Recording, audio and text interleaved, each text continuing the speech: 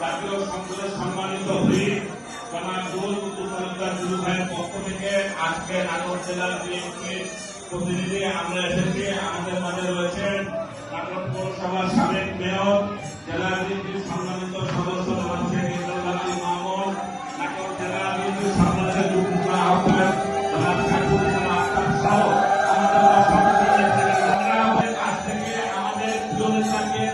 আমরা সেই মহানগরের কাছ থেকে এসেছি।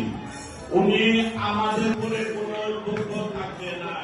আমরা রাজনীতি করি, সকলেই মানুষ, এটাই আমাদের বড় পরিচয়। এই সাম্প্রদায়িক বাংলাদেশের কোন অসাম্প্রদায়িক ঘটনা হবে না।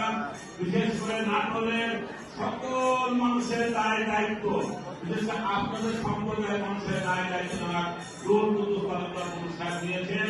নুরুল কুতুব তালুকদার দুলু সাহেবের দরজা আমাদের দরজা।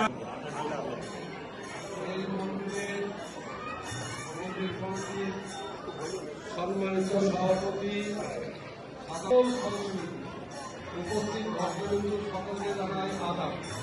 আমি মূলত আসছিলাম আপনার দাওয়াত করার কারণে পরিষেবা আসার কথা ছিল, কিন্তু আসলে নাই। ওই কারণে আমি আপনাদের মাঝে কিছু আমাকে নিশ্চয়ই আপনার ছিলেন। আমি শেখ ইমরান মামুন তার নাটোর পৌরসভার সাবেক মেয়র।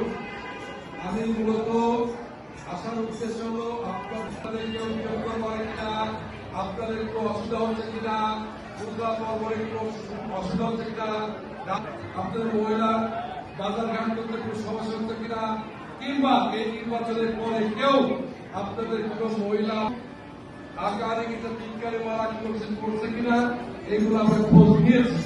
আমরা জানতে পেল যে পৃথিবীর কোথায় কি হলো না হলো এটা আমাদের জানার বিষয় না।